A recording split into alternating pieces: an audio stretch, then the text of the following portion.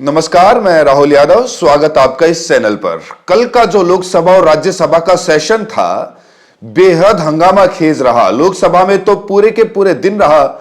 प्रियंका गांधी के नाम जिन्होंने अपना पहला भाषण दिया, उस पर मैं डिटेल में बात करूंगा। लेकिन राज्यसभा के अंदर मल्लिकार्जुन खड़गे और जगदीप धनखड़ के बीच जो नोकझोंक हुई है, वो लंबे समय तक याद रखी जाएगी। जगदीप धनखड़ के खिलाफ आप जानते हैं प्रस्ताव आया हुआ है, अविश्वास प्रस्ताव आया हुआ है राज्यसभा के अंदर। अब जगदीप धनखड़ साहब इसके बचाव में कह रहे हैं कि ये मुझ पर नहीं, मेरी श्रेणी पर हमला है। यानी मैं जाट हूं, मैं किसान हूं, किसान के ऊपर यह हमला है। यानी जब आपके ऊपर आपके पक्षपातपूर्ण व्यवहार के चलते अविश्वास प्रस्ताव आया है, तो आपको अपना किसान होना याद आ रहा है। इसके पहले किसान आंदोलन इतने दिन तक चलता रहा, इतने किसान मारे गए, लेकिन उस समय एक दिन भी आपको किसान आंदोलन याद नहीं आया, एक बार भी आप वहां पर गए नहीं। अब हरियाणा में चुनाव भारतीय जनता पार्टी ने जीता है, तो आप जो चाहें बोल सकते हैं, लेकिन आप ही जिस पार्टी के रहे हैं, भारतीय जनता पार्टी के, उसी के राज्यसभा के एक सांसद हैं रामचंद्र जांगड़ा। उन्होंने किसानों को कहा है कि किसान कसाई हैं और नशे के सौदागर हैं। आप अपने किसान होने की बात कर रहे हैं, आप कह रहे हैं कि आपका कोई अपमान करे तो ये किसानों का अपमान हो जाता है। लेकिन आपकी अपनी पार्टी, मैं अपनी पार्टी इसीलिए कह रहा हूं क्योंकि आप भारतीय जनता पार्टी से ही थे। होना तो यह चाहिए था कि उपराष्ट्रपति बनने के बाद आप किसी पार्टी के नहीं रह जाते, सबके पक्ष में व्यवहार करते। लेकिन आपने जिस तरह से राज्यसभा के अंदर व्यवहार किया है, जिसकी वजह से अविश्वास प्रस्ताव आया है, उसके बाद यही कहना होगा कि आपकी पार्टी, भारतीय जनता पार्टी के राज्यसभा के मेंबर हैं रामचंद्र जांगड़ा, और किसानों को लेकर उन्होंने बयान दिया है कि किसान कसाई हैं, नशे के सौदागर हैं। उन्होंने कहा कि 2021 के बाद गांव-गांव में बच्चे बेमौत मर रहे हैं। कोई नशे का इंजेक्शन लगा रहा है, तो कोई चिट्टा ले रहा है, बुक्की, अफीम, कोकीन खा रहा है, वगैरह वगैरह। ये सारी बातें की और लास्ट में कहा कि 2021 में एक साल तक टिकरी और सिंधु बॉर्डर पर पंजाब के जो नशेड़ी बैठे रहे, उन्होंने सारा नशे का नेटवर्क हरियाणा में फैला दिया। ये रामचंद्र जांगड़ा का कहना है, जो भारतीय जनता पार्टी के राज्यसभा के मेंबर हैं। अब ये कहते हुए वो किसानों का अपमान कर रहे हैं या किसानों का सम्मान कर रहे हैं, ये तय करना मैं आपके ऊपर छोड़ देता हूं। मैं तो सिंपल से सवाल उठा देता हूं कि पंजाब हमारा बॉर्डर स्टेट है, पाकिस्तान के साथ सीमा लगी हुई है, वहां बीएसएफ तैनात है, आर्मी तैनात होती है, सेंट्रल गवर्नमेंट की बाकी एजेंसीज तैनात होंगी। ये सारी एजेंसीज मिलकर नशे का ये खेल रोक क्यों नहीं पा रही? हरियाणा में 10-11 साल से आपकी सरकार है, अगर वहां नशे का खेल चल रहा है तो आप रोक क्यों नहीं पा रहे? और जो किसान आंदोलन में आ रहे हैं, उनको आप नशेड़ी कह रहे हैं, इसके लिए आपके पास सबूत क्या है? हां, उन्होंने दो बातें कही जिनसे मैं भी सहमत हूं। उन्होंने कहा कि टिकैत 2 बार चुनाव लड़े यूपी में, दोनों बार जमानत जब्त हुई।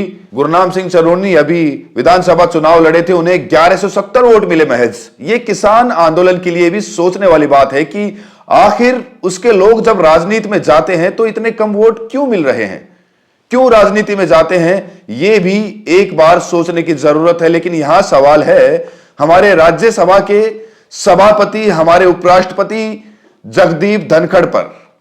जगदीप धनखड़ ने और भी बहुत कुछ बयान दिए। उन्होंने कहा कि मैं किसान का बेटा हूं, मैं झुकता नहीं हूं। और जब उन्होंने कहा कि झुकता नहीं हूं, तो मेरे दिमाग में भी और सोशल मीडिया से लेकर देश भर में जो लोग हैं, उनके दिमाग में वो तस्वीरें, वो वीडियोज आ गई जिसमें वो 90 डिग्री पर प्रधानमंत्री के सामने झुकते हुए नजर आ रहे हैं, जबकि संविधान के हिसाब से उनका ओहदा प्रधानमंत्री से बड़ा है। तो झुकते तो आप हैं, बस कहां झुकते हैं और कहां नहीं, यह देखने वाली बात है। दरअसल अविश्वास प्रस्ताव जब से आया है, जगदीप धनखड़ के चेहरे पर एक अजीब सी चिढ़ और गुस्सा लग रहा है। जगदीप धनखड़ जी वही हैं जिन्होंने पिछले राज्यसभा में, आपको याद होगा, किस तरह से एक के बाद एक कितने सांसदों को बाहर निकाल दिया। इस बार उनकी बहुत चल नहीं रही है। और कल तो खड़गे साहब ने सामने सुना दिया। खड़गे साहब ने कहा कि अगर आप किसान के बेटे हैं तो मैं दलित का बेटा हूं।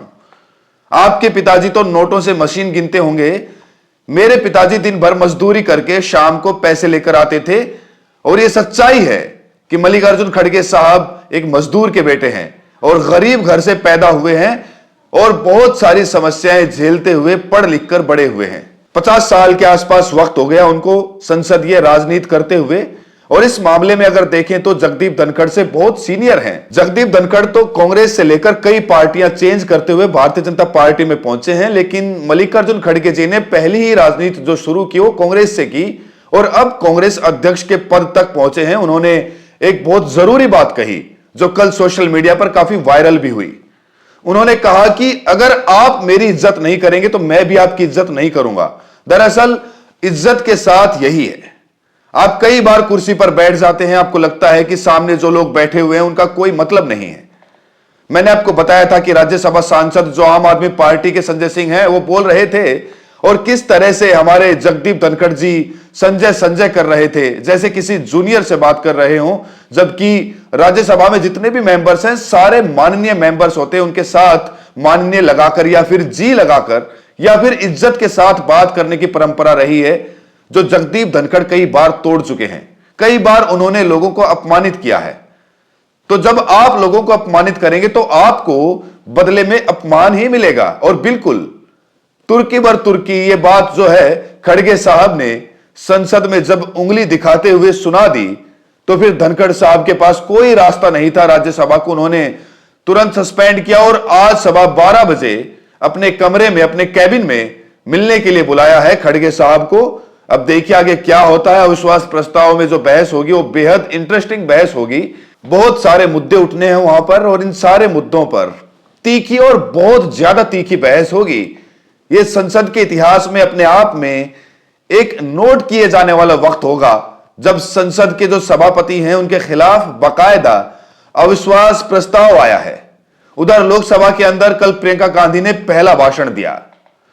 वायनाड से जीतकर आई हैं, कांग्रेस की सांसद बनी हैं और अपना पहला भाषण दिया और सारे लोग इस बात का इंतजार कर रहे थे कि आखिर प्रियंका गांधी अपने भाषण में कहती क्या है।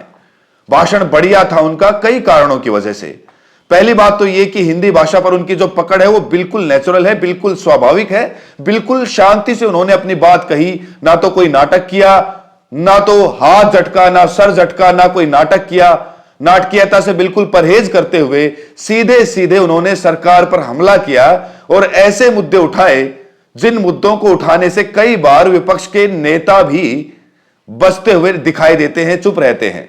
जैसे मुसलमानों के साथ लगातार जो अत्याचार हो रहा है उस पर प्रियंका गांधी ने विस्तार से बात की।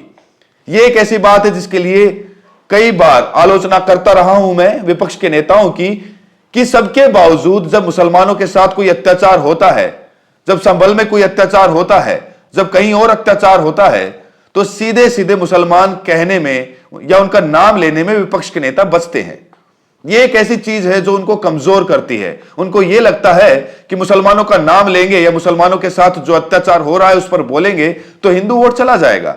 इस बात को आप याद रखिए कि जो भारतीय जनता पार्टी का कोर वोट है, जो मुसलमानों से नफरत करता है, जो उन लिंचिंग्स में शामिल है या फिर उन लिंचिंग्स का समर्थन करता है, वो आपको कभी वोट नहीं देने वाला। आप चाहे जितनी भी धार्मिक राजनीति कर लीजिए, आपको भारत की जनता का वो हिस्सा वोट करता है जो संविधान के साथ खड़ा होना चाहता है, जो भारत में हिंदू मुस्लिम एकता देखना चाहता है, जो सांप्रदायिकता के खिलाफ है।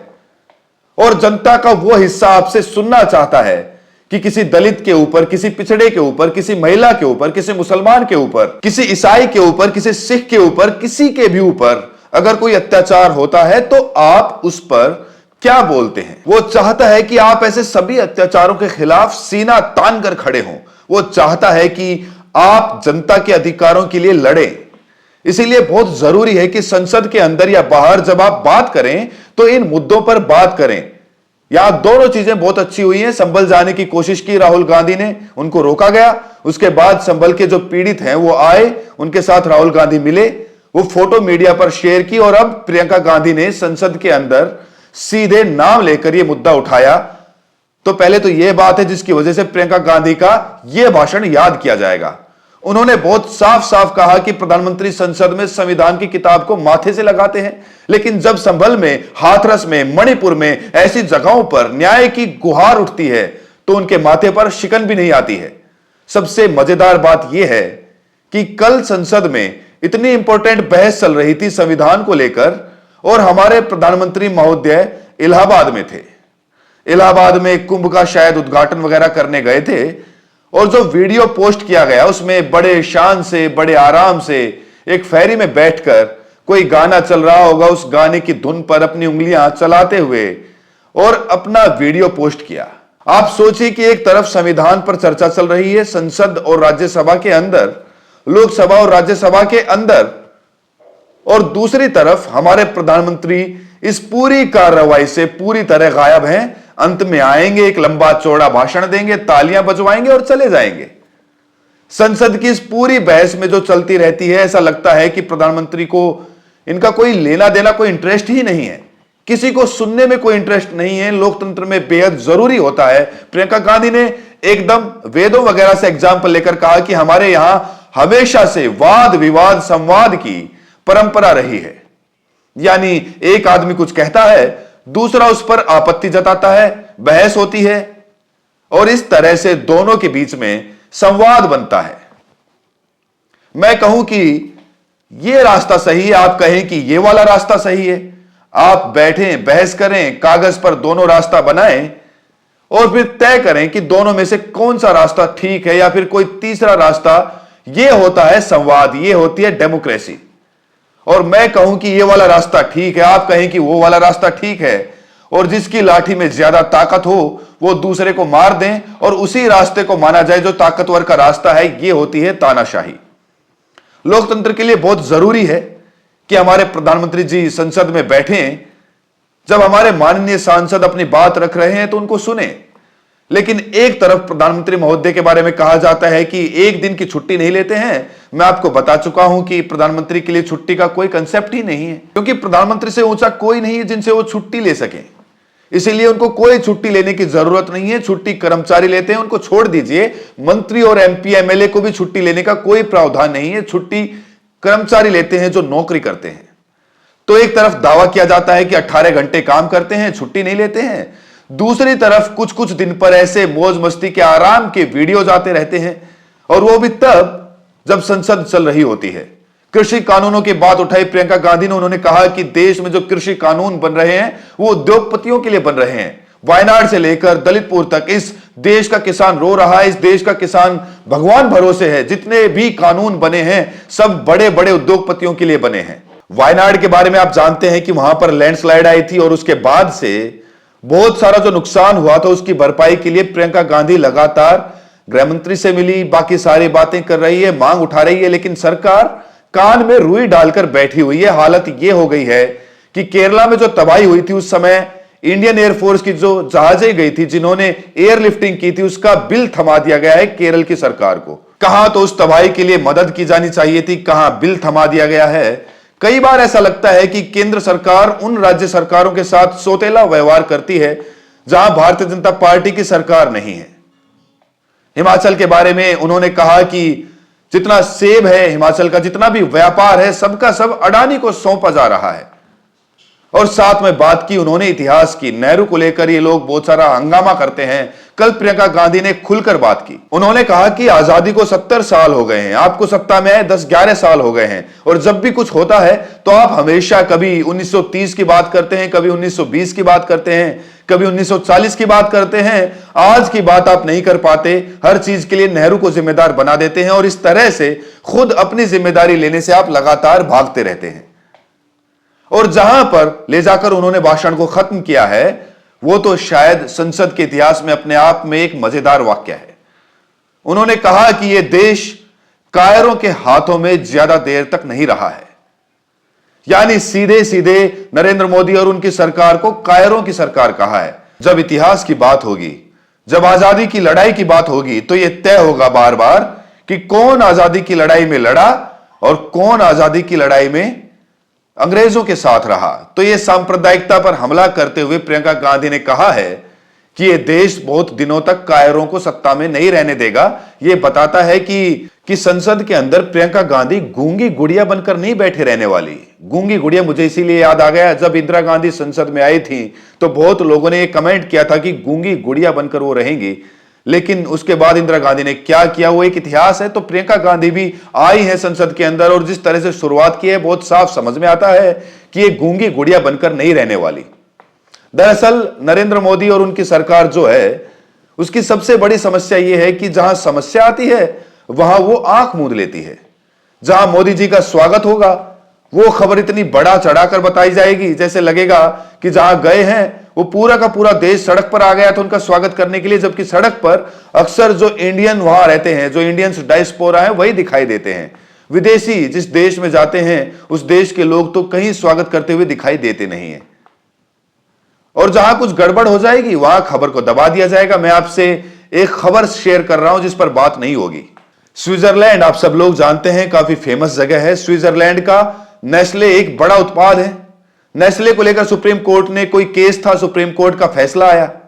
उस फैसले पर भारत सरकार ने कोई खास कार्रवाई नहीं की और अब स्विट्जरलैंड ने भारत को जो व्यापार के क्षेत्र में मोस्ट फेवर्ड नेशन का दर्जा दिया था वो दर्जा वापस ले लिया है।